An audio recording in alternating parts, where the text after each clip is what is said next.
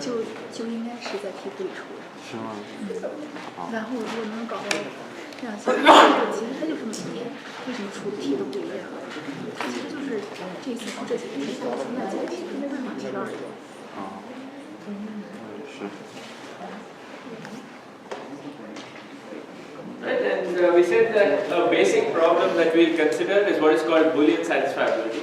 Okay, so this is a problem where you have a Boolean formula in n variables, and your goal is to figure out if there exists some assignment to the variable so that the formula evaluates true.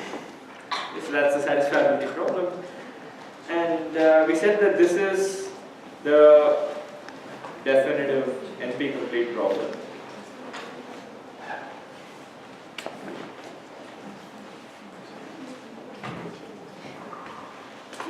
So do you guys remember what NP-complete, NP-hard were, what the differences are?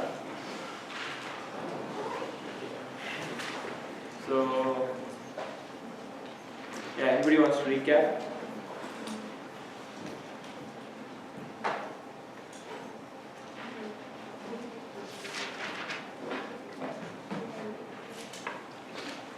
So when do you say that a problem Q is NP-complete? When there's a car reduction from Q to satisfiability and SAT to Q.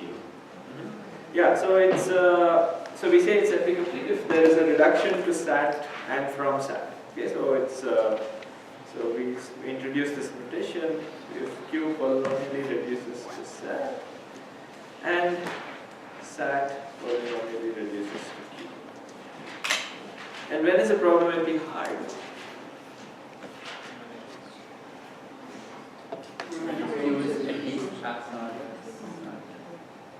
So, which one of the two is it? The first or the second? Second. So it turns out to be the second. Those who said the first should do some introspection. But anyway, so yeah, so we say it's NP-hard if it's harder than SAT, right? So, and this notation that I was saying, this kind of encodes the fact that SAT is easier than Q. So that's what we mean by NP-hard. And we also said that there's an alternate formulation for satisfiability, and this is just that if you have a logic circuit with n input gates and one output gate, okay, so figuring out if there exists some set of true-false inputs that make the output 1. Okay, so that's equivalent to the satisfiability problem. So yeah, so this is what we mentioned last time. Because essentially at every gate you can write down that there is some function of the input-output that is being computed, and that can be used to build a form. So that's the idea behind the equivalence of these. Okay. So this is what we said. And then last time we also said that there are two kinds of reductions. One is Cook-Turing, which intuitively captures the notion of one problem being harder than the other. Then we said that what we'll actually consider are what are called instance transformation or cart reductions. Okay. And these are, and we said that by a reduction we always mean a cart reduction. The idea here is you want a transformation of instances of A to instances of B, such that the yes instances map to yes and no to no. Okay. So that's and the transformation should be polynomial size. Okay, so given any instance of A, right, so we had this picture, so you had set of all instances of A, instances of B. Okay, both are infinite set, and so you have a bunch of them that are yes. Here you have a bunch of them that are yes, and others that are no. So remember, we are always dealing with decision problems. So every instance is either a yes instance or a no instance. And so we want a transformation. The interesting thing is that the transformation doesn't know whether the instance was a yes instance or not. Otherwise, we could have solved the problem. Right? So the transformation takes poly time, and it takes only yes instances to yes and no instances to no.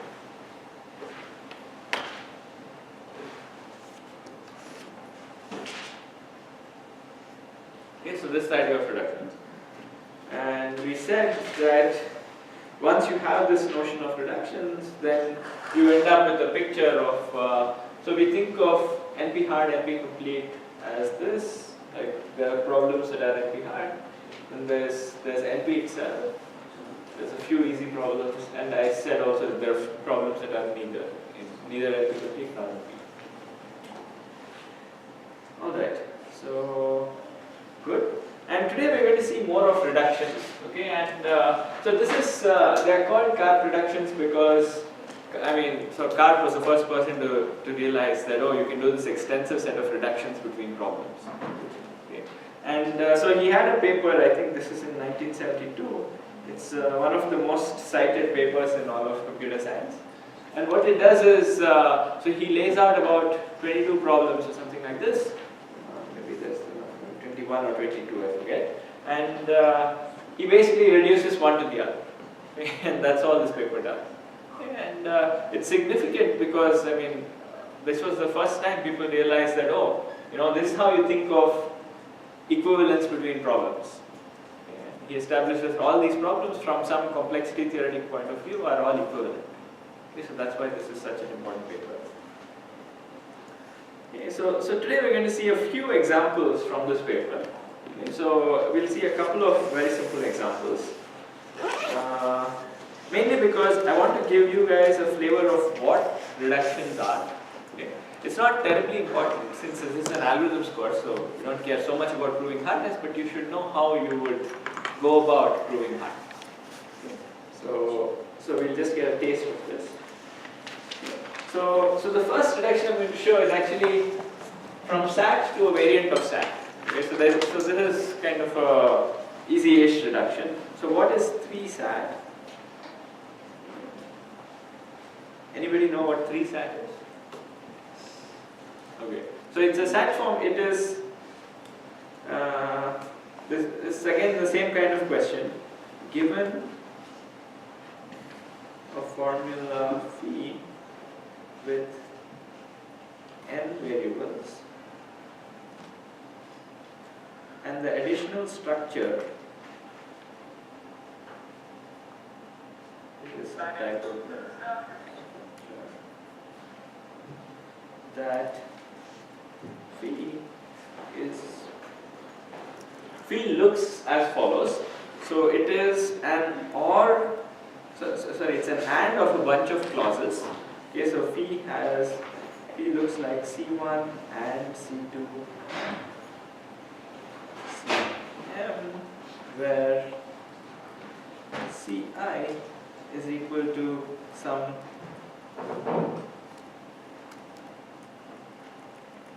xi1 or xi3. Okay, so there could be negations and stuff like this. Okay, so I'm using, if you want, I can be formal about this, but I think it's better to be a little bit informal at this point. Okay, so you have phi being an and of clauses, okay, and each clause has 3 variables, and it's an or of 3 variables. Okay. And they don't have to be the variables themselves, they could be the variables or their negations. Okay, so that's what's called a literal. But yeah. It's a simple question, but would a 4-SAT have 4 Yes. variables in each clause? Yes. So a 4-SAT would just be and of a bunch of clauses. Each clause has 4, it's an or of 4 things. Okay, so this is, it's a very structured subset of formulas. Right? So, yeah. Is it exactly 3 or at most 3? The way I stated it, it's exactly 3, but you could say at most 3. I mean, you could always throw in like a new variable and just have that appearing as positive all the time. So, yeah, so assume for now it's exactly 3. Okay, so an example of a 3-SAT formula could be something like x1 or x2 or x3 and x1 bar or x2 bar or x4. So this is an example of 3-SAT form. Okay. So they look very structured. Okay, so it's an AND of a bunch of clauses, each clause. So as such, is this problem, I mean, this is a special case of SAT, right? Because SAT is a question of given any formula, determine if there exist assignments to variables so that it's true or not. Now we are saying, given a formula of this kind, does there exist an efficient assignment? So as such, is the problem easier or harder than SAT? It's only easier, right? Because it's a special case of SAT. Okay, so we know, I mean, so it's kind of the trivial side is 3 SAT is easier than SAT.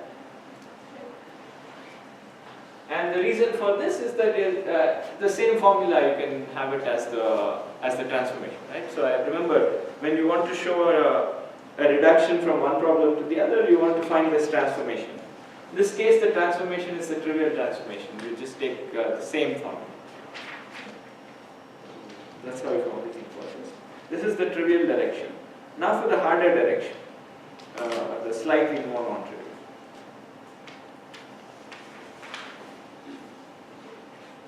So now I want to claim that SAT also reduces to 3 SAT.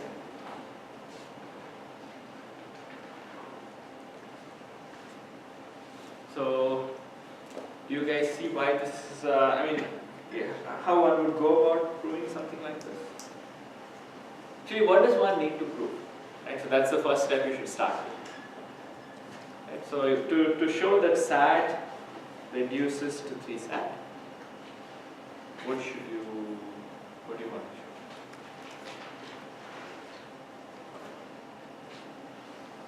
show? Show that SAT is contained in 3 SAT is contained in SAT. I mean that's. Well, that is known, right? So that's that is true. obvious. Yeah. But I want to say that that SAT reduces to 3 SAT. So in effect, we are thinking, if I have an algorithm to solve 3 SAT, can I solve SAT? Right? So that's what you should be thinking. Yeah. Yeah. But we have to say somehow that every SAT can be represented as a 3 SAT. Yeah, so you've got to start with some instance of SAT and come up with an instance of 3 SATs such that the answers to this are is the same to the answer to this. Right? So that's essentially what you're saying. So we've got to start with an instance of SAT.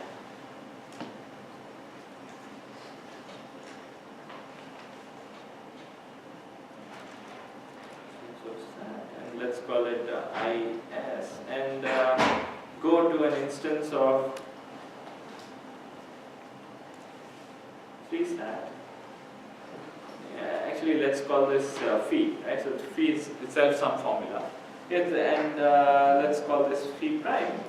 So that phi prime has this additional structure, right? That it's an OR of a bunch of clauses. Each clause has 3 elements.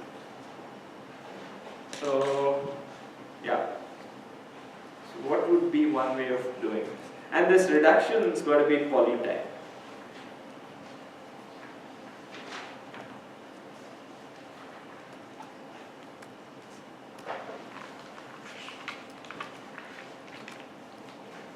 So, any guesses? How would you go about it?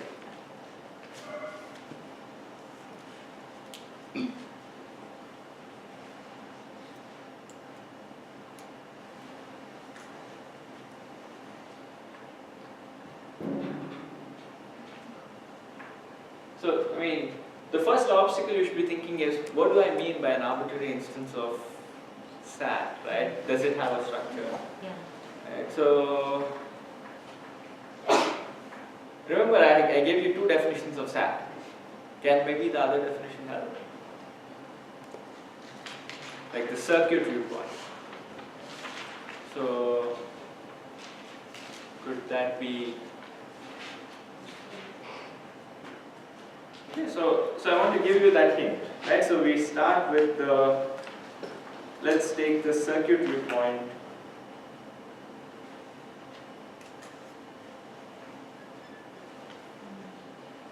Circuit view of SAT. So, which means that an instance of SAT is essentially a Boolean circuit. Okay, so it has AND, OR and and NOT gates, and looks like this. Okay, so there's some final output, and these are the inputs, right? So they're x1 through xn. And they feed somehow to one another.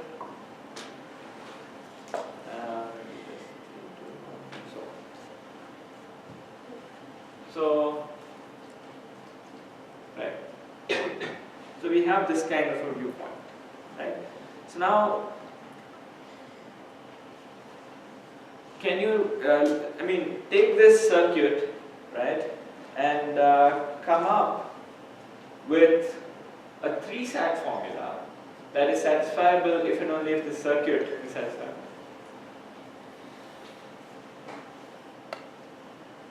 Yeah? Can we break each clause of a SAT into 3 portions, Okay.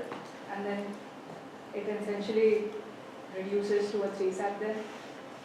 So you're giving a different reduction, right? So you're saying, but then the question becomes, what is an arbitrary SAT formula? It doesn't have to be an AND of stuff, right? It could be, it could be different things. It could have a bunch of, it could look weird, right? So all I'm saying is you could have a formula that looks like AND of x1 or x3, sorry, not of this, and x4 or x5, and something strange like this, or x1 bar, right? So this doesn't have much structure, right? So this is why I'm saying, forget about the formula itself, how it looks. Look at a circuit for that formula. Okay? And now, circuits are nicer, right? Because you have a bunch of gates. Gates have a few inputs. Okay? In fact, you can assume every gate has exactly 2 inputs. Why is that? No. So NOT anyway has just one input. An AND could have a bunch of inputs. But if you had a bunch of inputs, you can easily partition into just 2 inputs by saying, oh, if I had AND of 3 things, I could transform it to, first I compute AND of 2 things, and then I compute AND with the third. So I can even assume that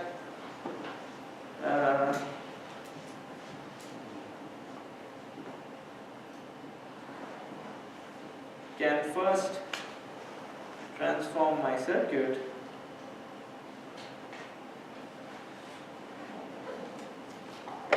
into one with this thing is called fan-in.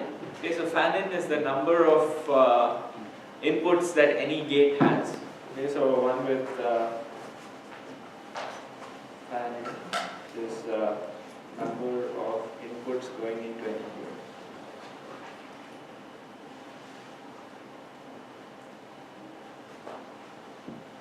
Maximum. Fan-in 2. So any Boolean circuit you can convert it into something like this first. And now if I had a circuit like this, right? So let's take an example. And I want to come up with a 3-sat formula. Okay, so I will go back to the previous slides for those of you right now. Yeah. So I want to start with a circuit that has fan-in 2, and I want to come up with a 3-sat formula that captures the satisfiability of this circuit. Okay, so let's see how you can do that.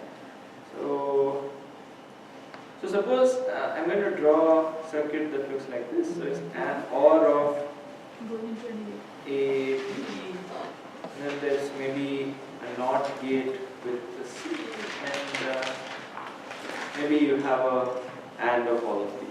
Right? And this is the output.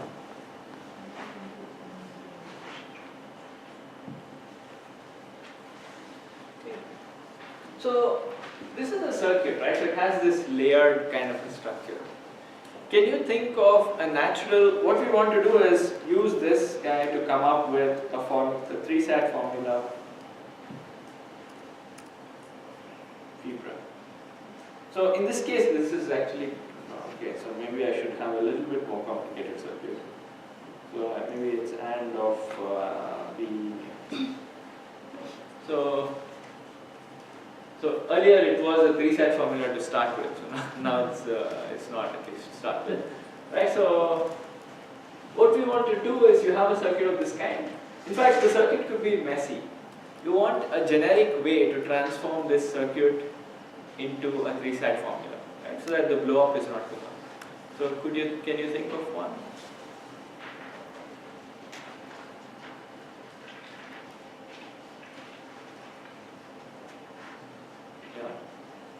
So we could kind of go bottom up.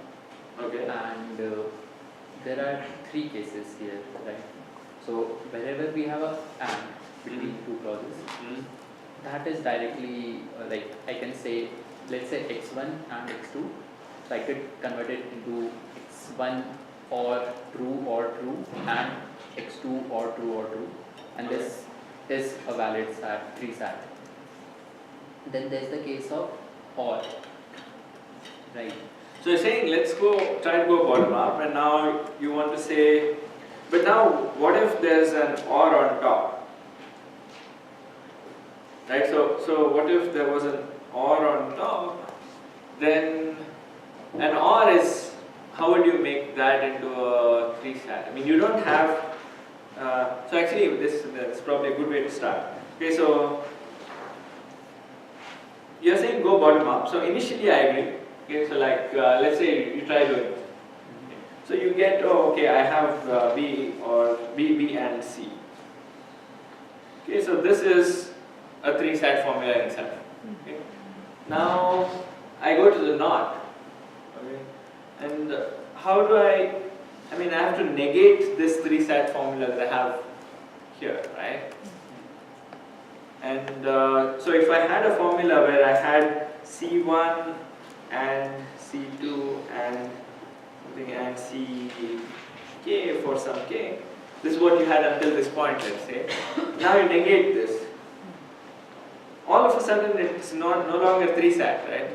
All of a sudden it's this one, logically speaking, is equivalent to not C1 or not C2 or not C3 and so on.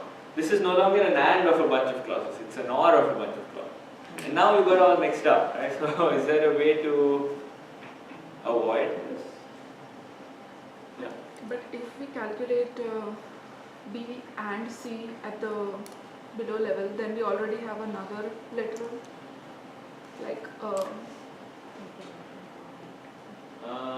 yeah, maybe in this case you could do something, but I'm looking for something systematic, right? So I want to say, so but what he said is that, see, if I had variables that said, okay, so this B and C it wasn't some weird B and C, but it was some variable Z. Okay. Now not Z is clean, right? So not Z is not Z. Right? So that turns out to be the trick behind this reduction. Okay, so you basically introduce a variable for every gate. And so now you get a 3-SAT formula that has more variables. So no one's preventing you from adding variables, right? So to come up with a reduction, all you have to do is come up with a formula that is of size that is polynomial in your original formula set. Okay? It could have more variables, right? So that's the idea. Okay, that try to introduce new variables. Now things become much easier, right? So now, suppose I had an OR, then I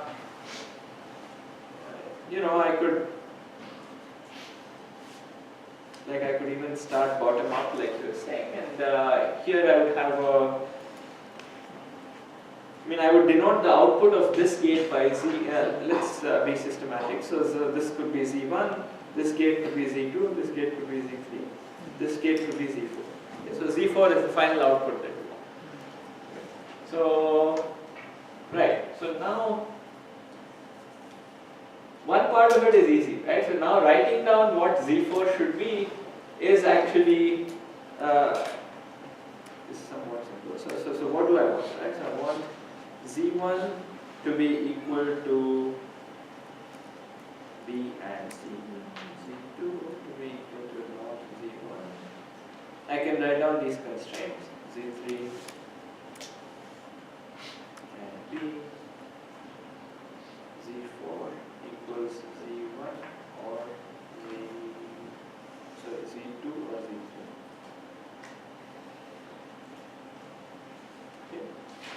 So I want all of these constraints to hold, and I want Z1 to hold, because sorry, Z4 to hold. If the formula were to be satisfiable, if the final circuit were to have a true value, then I must be able to find Z1, Z2, Z3, Z4 that satisfy all these constraints. Okay, so that is the subclaim. I mean, this is something that's very easy, but I want to say that the circuit is satisfiable if and only if there exists Z1, Z2, Z3, Z4, so that all these conditions are satisfied. Okay, so let me write it down.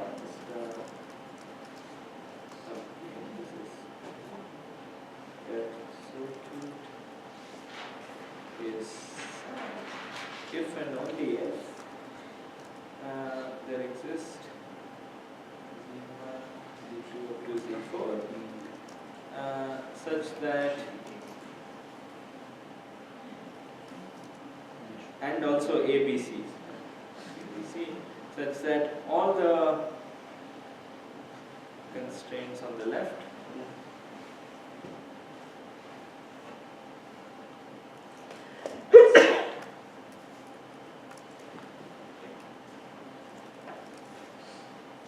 So if I could satisfy all these constraints, then I'm done. So we've already made some kind of progress. Right? So I mean, this is not really a SAT. This is not really a 3-SAT formula because you have all these equalities and stuff. Right? But we've already made some progress. Can you guys see what we've made? But we need to come up with Boolean expressions for each of these. Right. So suppose we come up with Boolean expressions for each of these. But what is nice about each of these? They involve at most 3. Yeah, so then each constraint here is just involves 3 of the variables that we have. Okay, so now our variables are Z1, Z2 up to Z4 and ABC. Right? And now these guys just have 3 of them in each of these constraints. So if I can write each constraint as a clause or maybe 1 or 2 clauses, then I'm happy. Right? Then basically we are saying that if all these clauses are satisfied, then the whole thing is set. And that turns out to be doable. Okay, so this is actually a boring reduction, so I'm going to skip it. I mean, you can write each constraint as a bunch of ORs, right? So if I have, let's take one of these things. Okay, so if I have Z equals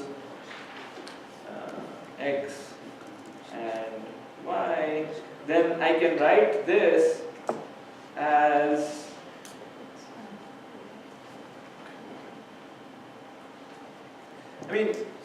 so there's a trivial way to go around writing this. So one is the truth table. Okay, so you try to see when all this is true. So you try to write down. So if X is 1, Y is 1, Z has to be 1. That's when the equality will happen. Okay. And so you write down each of the 4 possible values for X and Y. So you have 1, 0, 0, 1, 0, 0, and this will have some corresponding Z for this, right? So there will be 0, 0, 0. Okay. And now so you could write X or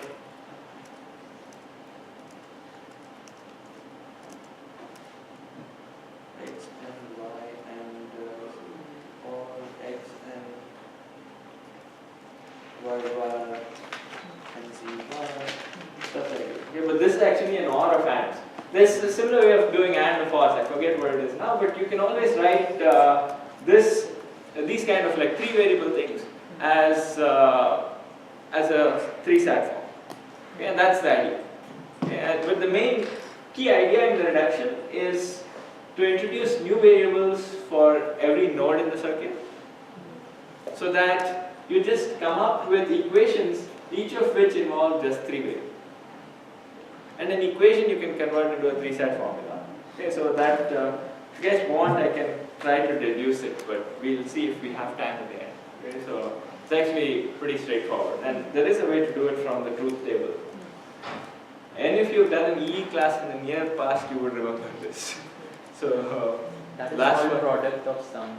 Yeah, this is product some product thing. Last time I did this was 12 years ago, so I don't remember this. Right? So, but that's not important. Okay, so the point is that you have these variables that you have these equations that just involve three of the way, and that's how we.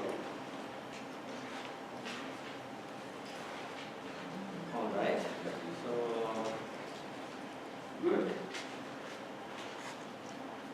Okay, so this shows that even this special case problem, where every formula just has a special structure. Okay, so it's an AND of clauses, and each clause an OR of three things. So even that problem is NP-hard. And in your homework, you will see that this problem actually has an algorithm that is a little bit faster than 2 to the n. Okay, so for satisfiability, the problem is, the best algorithm we know has time roughly 2 to the n. This guy, you will see an algorithm that's roughly 1.4 to the n. And hint is that the answer turns out to be a solution to one of the recurrences you solved in homework 1. So, but anyway, so that's yeah. All right, so that's the. That we'll see later. But 3SAT, the reason I did this is because 3SAT is one of the fundamental NP-hard problems also.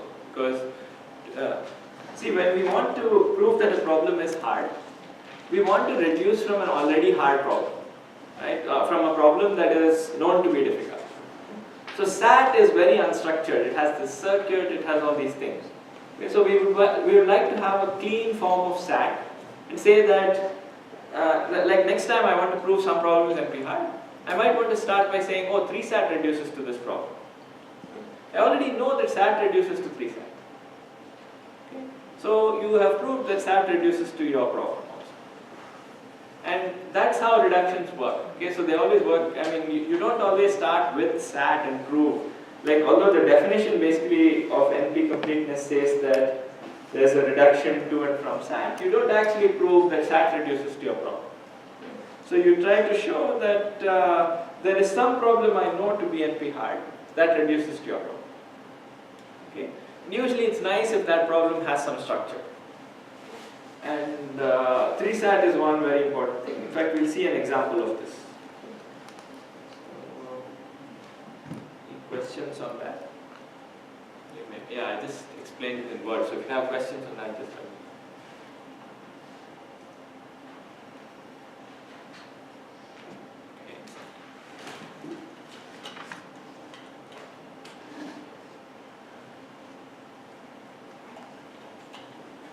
Alright, so I wanted to give an example of a graph problem and show that it's actually NP-hard. Okay, so what I've chosen is independent set. Okay, so what is independent set? I don't think we saw this, we encountered this problem so far, so not in this form at least. So let me define this problem. You're given an undirected graph.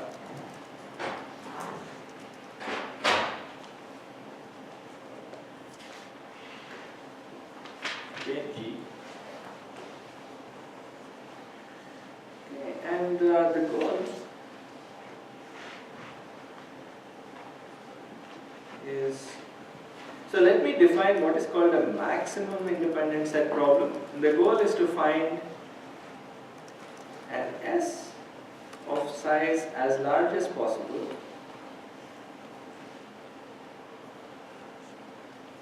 such that no two S, which is a subset of V, so that no two vertices it have an edge.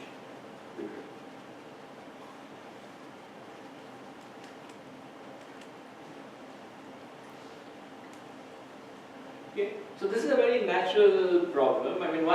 One very simple example is maybe you have courses that conflict with one another, and there's an edge in the graph. You have the courses being vertices of a graph, and you put an edge if they conflict with one another. Okay. Then an independent set is basically a set of maximum set of courses you can take so that no two conflict with one. I mean, there's other ways of motivating this, right? So it's like saying, oh, it's like people don't get along or something like this, and you want to find a group as big as possible so that everybody gets along. So this is a very natural problem, and usually it's phrased as a maximization problem. Okay, so your goal is to come up with an S that is as large as possible, which is an independent set. Okay, so the no two vertices have an edge. So is the problem clear? Or do you want me to give an example? Yeah, because I mean, let me just give a trivial example.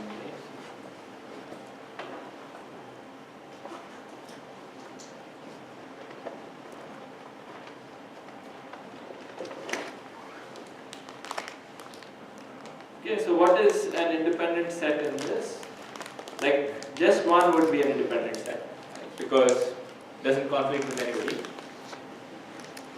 Another example of an independent set would be just 1 and 4, because only two vertices, 1 and 4, don't have an edge. And would you say 1, 3 and 4 is an independent set? No. Because actually this is pretty badly not an independent set because there's two edges here. So you don't want any edges in the set. Okay, so that's the goal of maximum independent set.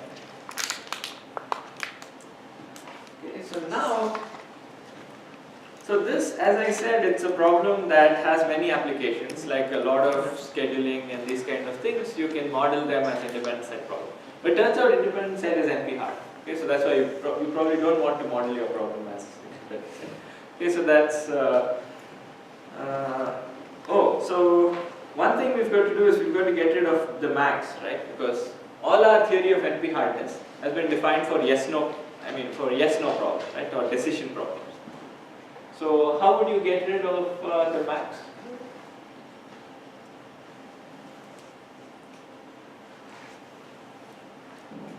How would you convert this into a decision problem?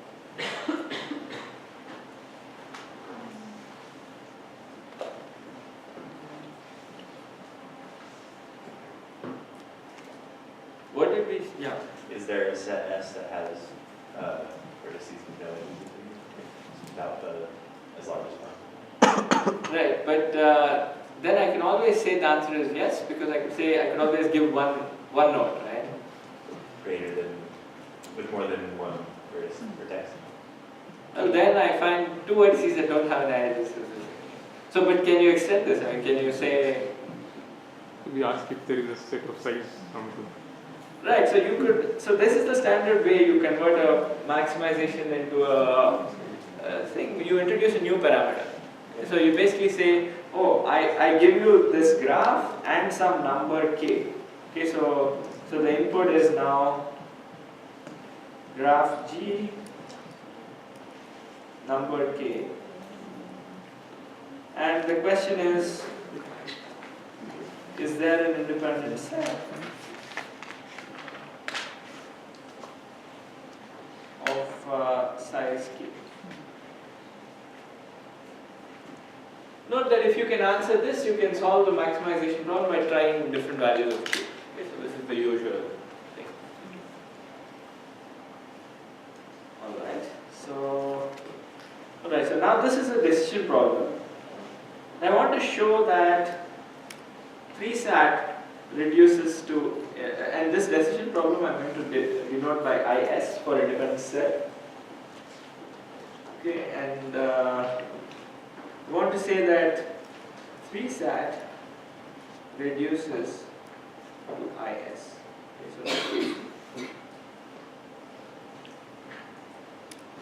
Okay, and note that because we know that SAT reduces to 3SAT, we also know that SAT reduces to IS, which therefore this implies that independent set is NP hard.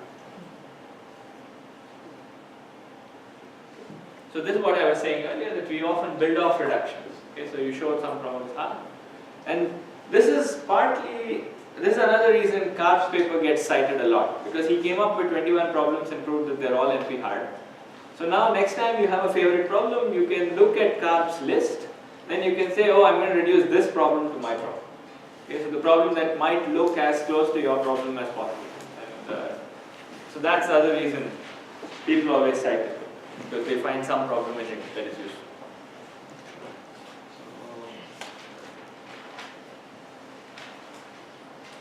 Alright, so okay, so how do we show that 3SAT reduces to independent set? So, I mean, what should we do, right? So, what is the high level? Can you start with a full list of vertices and then reduce it gradually? What do you mean by reduce it gradually? I mean, sorry. If we'll start with a full list of vertices and then we say if there is an edge between any two of these, then we remove. So where is 3SAT coming in? So if you want to reduce 3SAT to independent set, right? So how do we start a reduction? So if two vertices have an edge between them, I can say that it's like an AND gate. So good. So now you are doing the opposite reduction, right? So you are saying I start with a graph and I construct a formula. Okay. So that's like saying independent set is reducing to SAT. Right? That's not what we want to do. Right? So this is the most common mistake students make, right? So it's just that they always reduce in the opposite direction. But that's why it's nice to think of it as this less than or equal to type notation where you want to go from this problem to that problem. Okay? So that it's very clear which direction you want to go. Okay? So you want to go from a formula and come up with an independent set instance. Okay? So you want to come up with a graph. So yeah. So 3SATs can also be said that they could be the ANDs of ORs of two ANDs, right? Yes. So like we could have like for every edge in the graph, if there is for every pair of vertices, if there is an edge, then those are the like variables in the ANDs, and if any of these. So you are doing exactly what he was saying, right? Which is that you are starting with your graph, you are coming up with a formula, right? Because you're saying, let's look at the graph, take any edge. I have variables corresponding to the vertices, and I put an AND clause there. So you're essentially starting with a graph and coming up with a formula. That's not what I want you to do, right? So that does not prove that it's NP hard. We want a reduction in the opposite direction.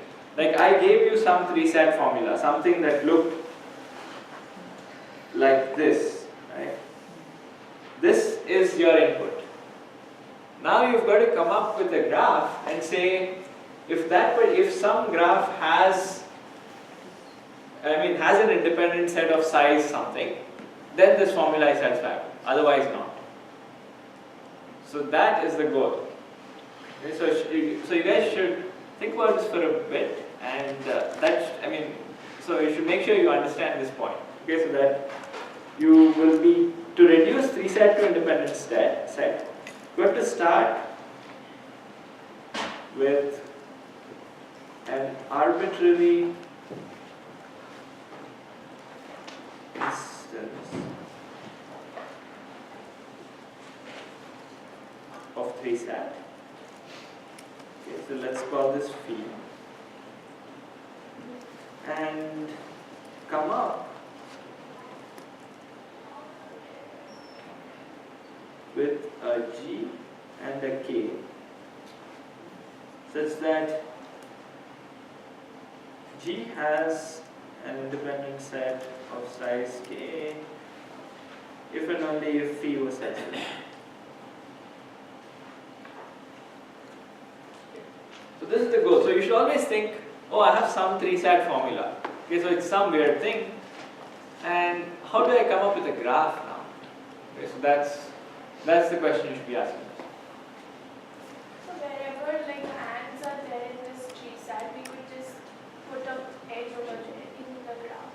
Okay, so what you're saying is, suppose my 3-sat looks like this. Right? So I know what a 3-sat looks like, right? So it is an AND of a bunch of clauses. Okay, so you have C1 and C2 and C3 and C3. And each clause is like X. So let's say this clause is X1 or X2 bar or X3. This clause is something else.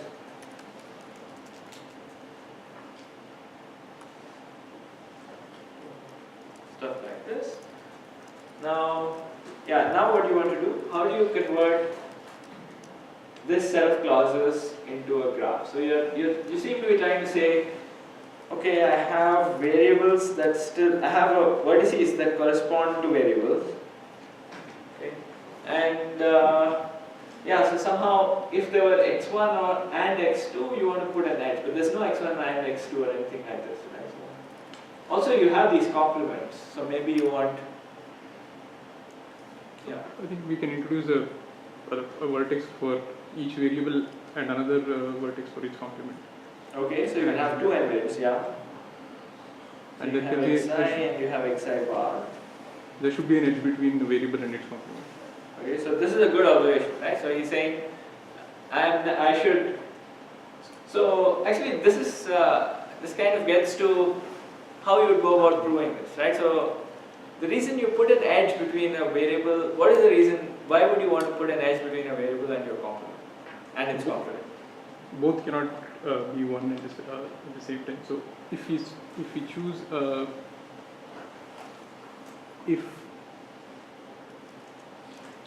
Because okay. If you choose No, you're on the right track, right? So yeah. if you choose the variable, you can't choose the complement. Right. Both cannot be one at the same time. So we have to either the variable has to be in this set or it has to be in this set. Okay, so what he's saying is, how do we prove that ultimately our goal is to come up with a G such that G has an independent set of a certain size if and only if this formula is satisfied. So what we want to say is, I want to start with an independent set and come up with an assignment that will satisfy this formula. Okay? So that should be the goal, and that is implicitly what he's trying to do. Right? So what he's saying is, somehow the graph, which vertices you picked in the independent set, should allow me to construct a satisfying assignment to the formula. Okay? That's why you try to ensure that both x and x bar are not picked, because somehow if they were both picked, then you don't know what to assign to that variable. So that's kind of, that's a great idea. Okay, so that's one thing you could do. Now what do you do about the clauses?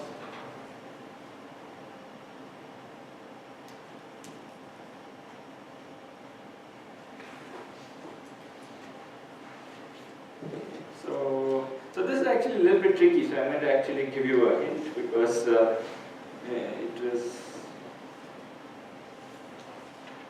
if you have never seen this is tricky to come up with. So that's the other thing about reductions, because sometimes they are a bit magical, so that's why it's hard to, that's why you have to think in a certain way to come up with reductions. Okay, so that's, but you should know the high level thing, which is that I'm going to reduce this to this, and going to say, how will I do this? Okay, but the actual reductions could be tricky, and this one turns out to be a little bit tricky. But one of the key ideas is what he's saying. Okay, so what do I mean by a bunch of clauses all being satisfiable? Right? So if I have C1, C2, C3 up to Cm, right? And each clause needs to be satisfied. What does it mean that this clause is satisfied? Let's say x1 or x2 bar or x3 is satisfied. At least one of them is true. Yeah, so at least one of these guys is true, right? So either x1 x1 bar should be true or x2 should be false or something like that. So x2 bar should be true or these things are true. So the idea behind the construction is essentially to have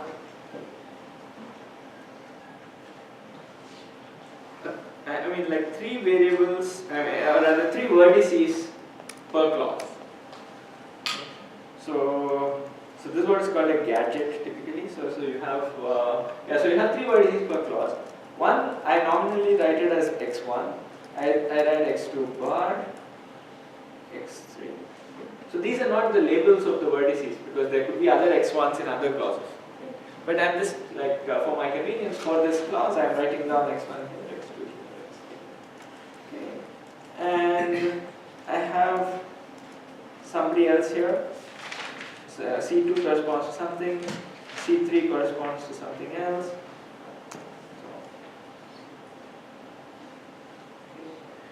Now, I want one person in each of these things to be picked. Right? Essentially, to say that all of these clauses are satisfied, like C1 and C2, all of these are satisfied, then somehow you've got to pick, at least x1 should be true, or and some one of the literals in x2 in C2 has to be true, right? So one of these guys must be set to true, and so on. So you could guess that okay, maybe my reduction will now say I want to find an independent set of size m in this kind of a graph, where somehow I want to pick one literal from each of those sets. Okay. So that's the key kind of this is the slightly magical aspect of the reduction. Okay, so this is where this is the novelty of it, that my idea is to have 3 variables for every clause. Somehow I try to pick out one variable which kind of tells me that this clause is satisfied. Okay. So that's one thing you could do.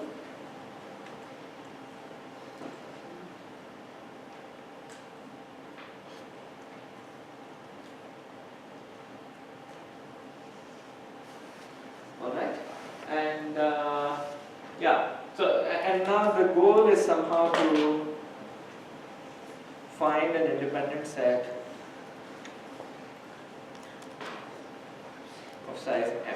Okay, so I still haven't defined the edges in this graph. So far it's an empty graph, so I can pick 3m sized independent set, right? So but my first goal is okay, I want one from each of these things. How do I enforce that? You connect all 3. Yeah, so you suppose you put a triangle here, right? So if you add these 3, then and added these 3 too, and so on, then I know that any independent set has got to pick exactly one from each. Okay, because if it pick 2 from one of these things, they have an edge, and that's not independent. So this automatically has made your maximum possible independent size to be at most m. So this is fine, okay, great. So now we have a triangle, and now what is the other problem? So suppose I just had 2 clauses like this. So I could have picked this vertex out here and this vertex out here.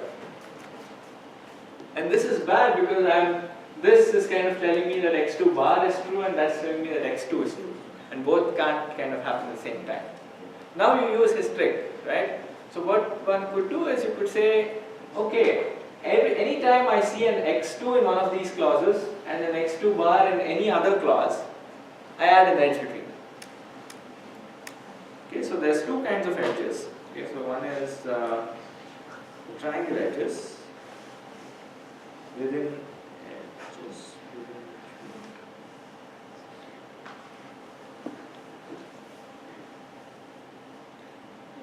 And there's what I would call edges between variable and complement.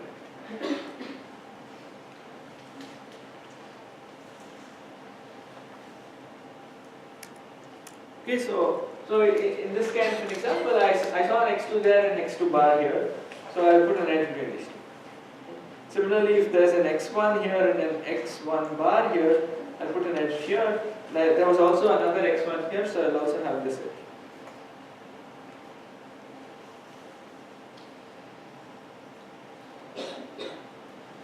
Okay, no matter where.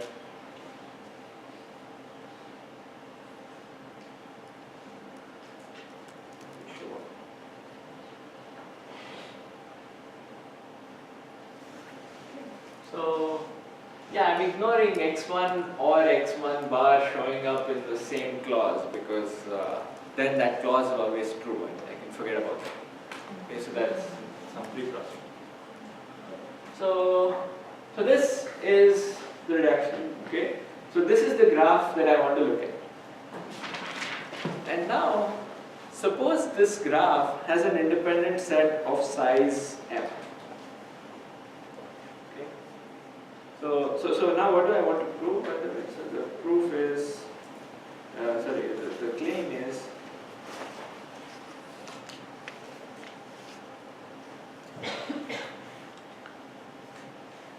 so what we want to show this graph has an independent set of size m if and only if the formula phi is satisfied. So remember, phi was used to construct the graph, right? That's how we picked all these variables, picked all that. That's phi has something to do with this graph. Okay. So this is what we want to claim. So we want to prove both directions. Okay, so that's the other important thing. We want to show that if phi is satisfiable, that graph has an independent set of size m, and vice versa. I have a question. Could you go back there?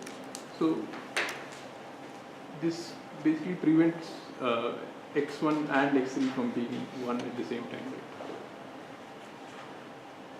So Since there is an edge between x1 and x3. does it really? I mean, that's the point.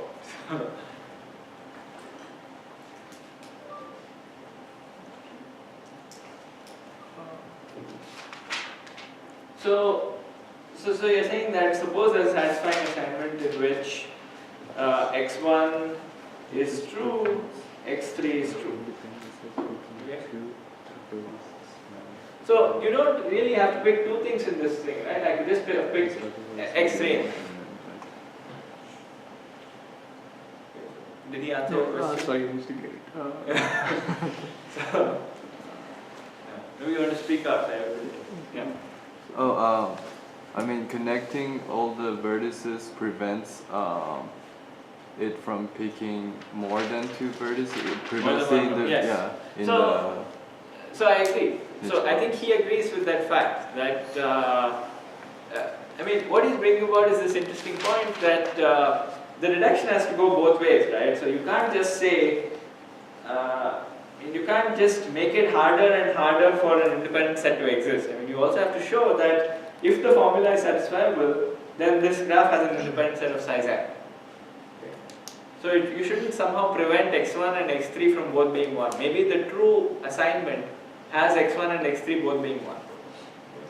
But I'm saying that's not a problem. So how? I mean, for instance, like I could have connected everybody, and then there would not be an independent set of size m, right? So somehow you've got to say that. Yeah. So let's prove that part first then. So what he's saying is, suppose phi is sat, then there exists an independent set of size m. And let's prove this direction first. And let's call this direction 2. Okay, and now we'll see proof of 1. This is actually a kind of easier thing. So suppose we know that phi is satisfiable, then we know there exists an assignment. Right? So we know there exists assignment x1 to xn. So these have some values. Now, now what could I do?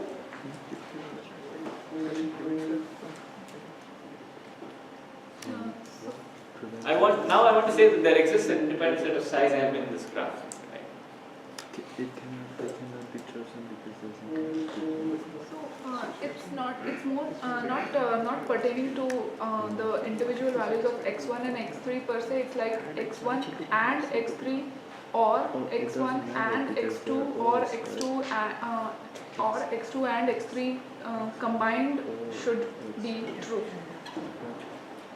Right, but no, all I'm saying is, see, I built this graph, okay, and I had this formula. I'm saying, suppose the formula was satisfied, so there were some true false values. Then in this graph, I want to come up with an independent set of size m. then the entire class is true. Yeah. So if the formula is satisfiable, it means that in each class, at least we have one of these variables true, and or one or more. So from them we can just choose one each instead of three, and that gives us the graph.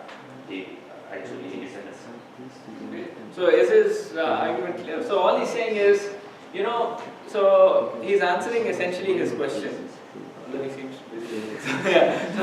So basically what he's saying is, I have my assignment, so I'm going to tentatively mark off everybody who I need to pick. Like if x1 was true and x3 was true in my actual satisfying assignment, I'm going to mark off these guys as being picked. Okay, and maybe not this one, but maybe this one and somebody else was picked. Okay. And I know that in every group I have ticked off at least one. Okay. And now if a group had two things, I just forget about it, right? I just pick one of these guys. Okay. And that is an independent set because the only thing you need to verify is that there are no edges that go across. But we know that there is an edge going across only if they were negative. And you would never have, pick x3 and x3 bar. Okay.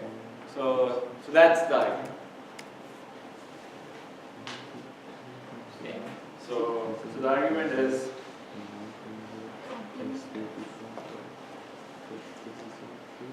take off all, or rather, start by choosing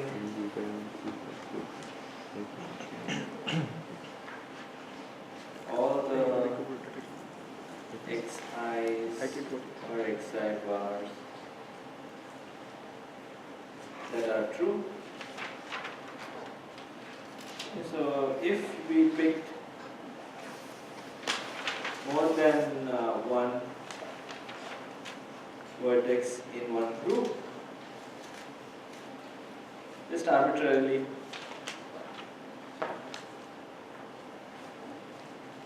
draw, arbitrarily choose one of them.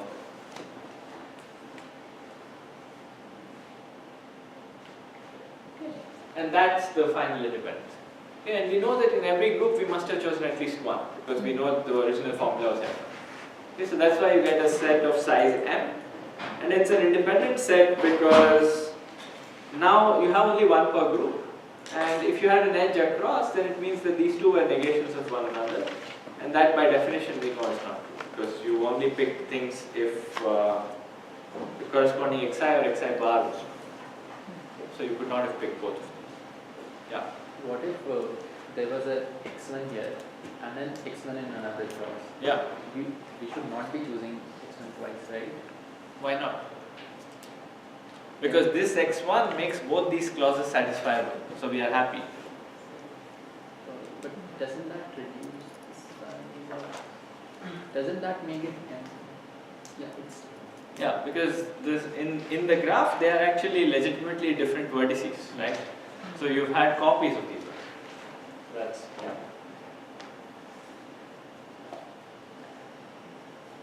All right. So we've shown one half of this. Okay, after all this reason. So now, and this is supposed to be the easy half, right? So what about the harder half? How do you show that if this graph has an independent? Actually, this is not much harder. Okay, so if this graph has an independent set of size m, we want to argue that there is actually a satisfying assignment. Okay. So how would you argue this? The proof of two.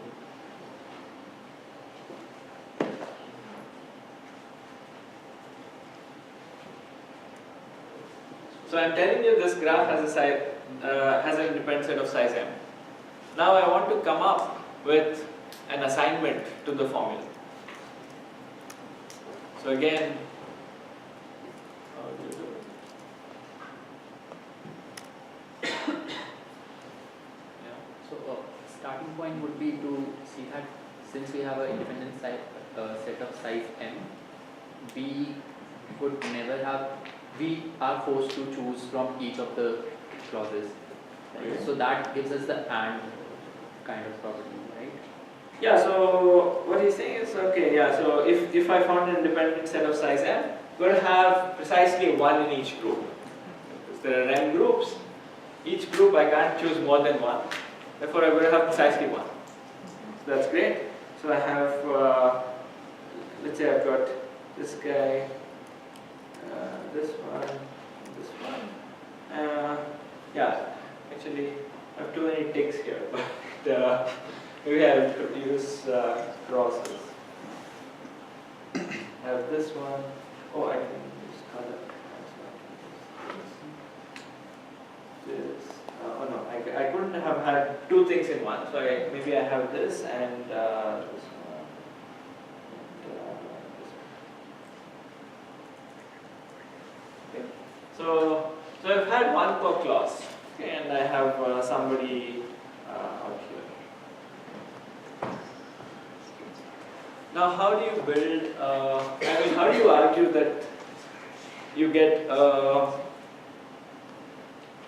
assignment of true and false?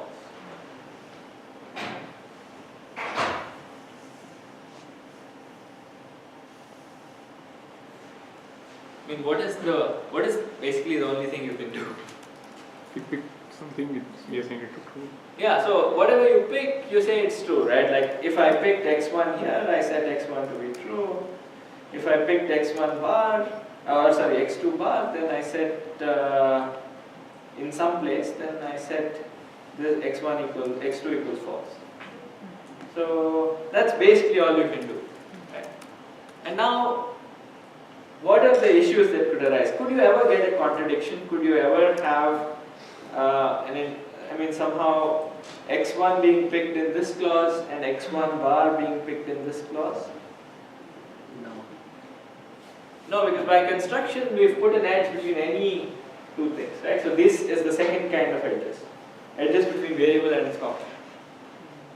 So there's no way we could have picked one x1 here and x1 bar over there. Okay? So that way we've gotten rid of those. So that's why, so at least you never hit a contradiction. Could you end up in a situation where, yeah, what is the other situation that could happen? Like where you don't quite get an assignment?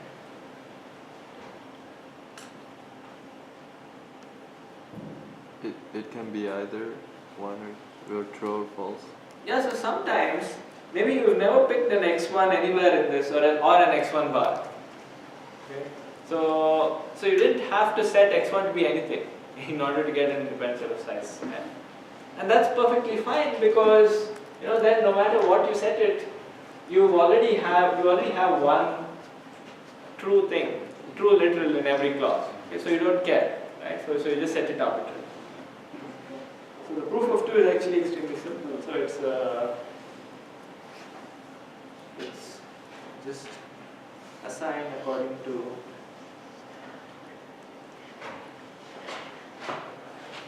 the chosen literal.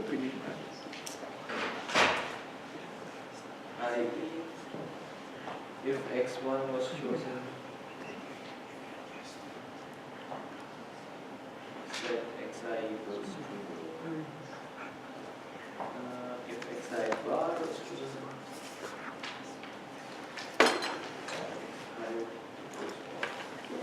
we showed that you can't have contradictions.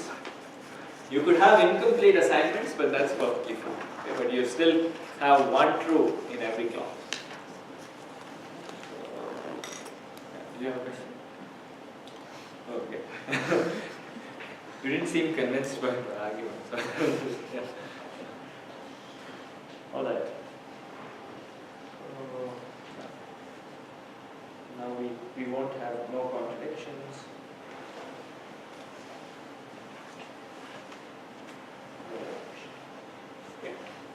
So that's the idea. Okay, so that just pick whatever you have. All right. So this is this reduction itself is not terribly important, but I wanted to give you a sense that often coming up with reductions can be a bit tricky. Okay, so you've got to argue both these directions. You've got to say, oh, and the construction has to make sure that you are able to argue like this. Okay, so that's so somehow how you construct an instance is also tricky. So often what will happen is you will come up with a reduction, then you'll realize, oh, you know, this other weird situation could happen, and then you'll say, oh, maybe I'll construct a slightly different graph. I'll add some more vertices, do something to fix this problem. Okay, and then sometimes some other problem will come up, and then eventually, hopefully, you'll converge to something that actually works. Okay, so that's usually how reductions work. So it's kind of a trial and error thing. So it's more of an art, and there's no fixed way to find reductions. But very often, I mean, you know, this is part of the reason why proving hardness results are also difficult. Right? Coming up with these kind of reductions is tricky. Okay, so another problem for which I'm not going to show reduction is what is called subset sum. I just want to point out that this is not a real problem. So it is, you're given a collection of integers a1 through an, and you have a target m, and the question is, does there exist a subset whose sum is equal to m? So we've discussed this point before, but so is this problem easy, difficult? Would you think of it as an NP hard problem?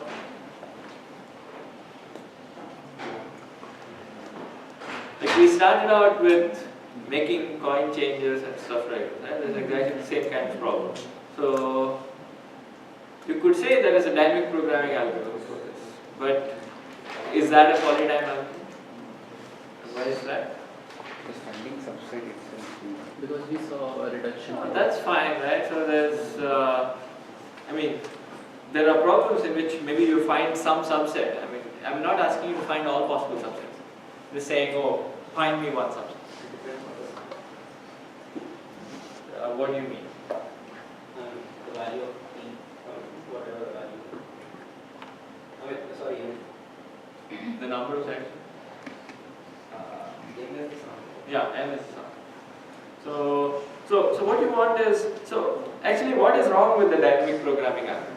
Right, so let's start with that. So the algorithm is, I mean, it is correct for sure in terms of the correctness, but what about its running time?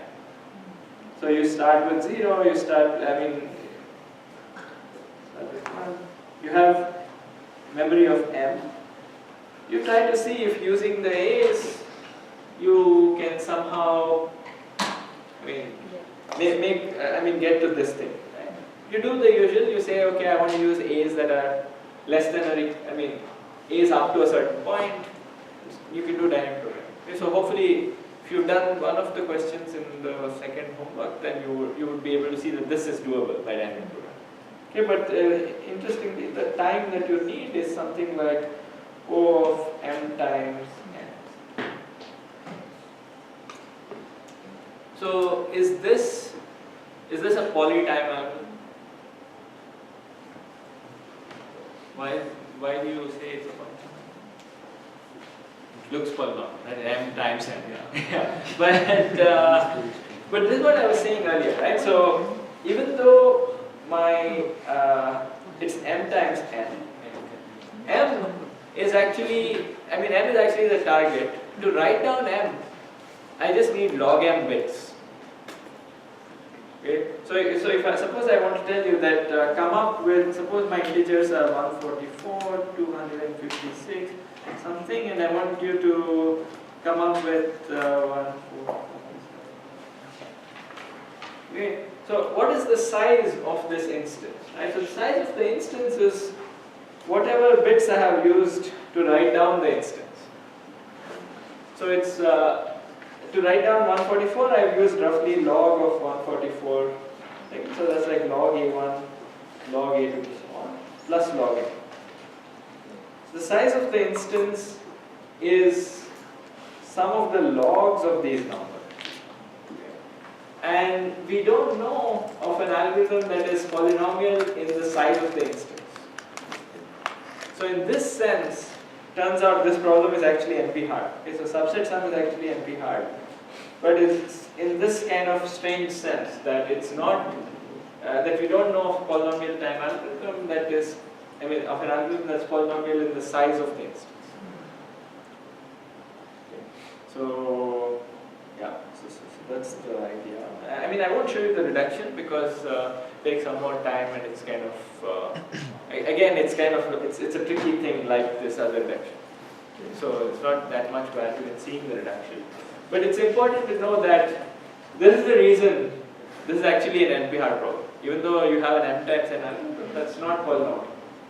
That's, if I had n log m, if somehow there was some clever algorithm that would be n log m, then p would be equal to np.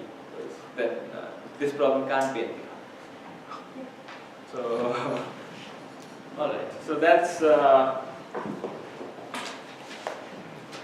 yeah, so let's end there. I wanted to also look at approximation. Maybe I'll do this very briefly next time.